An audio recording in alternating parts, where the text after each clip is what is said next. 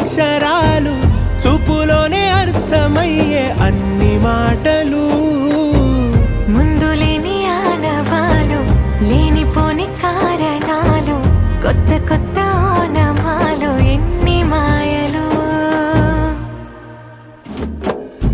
కథలెన్నో చెప్పారు కవితల్ని రాశారు కాలాలు దాటారు యుద్ధాలు చేశారు ప్రేమలో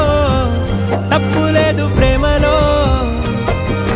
కథలెన్నో చెప్పారు కవితల్ని రాశారు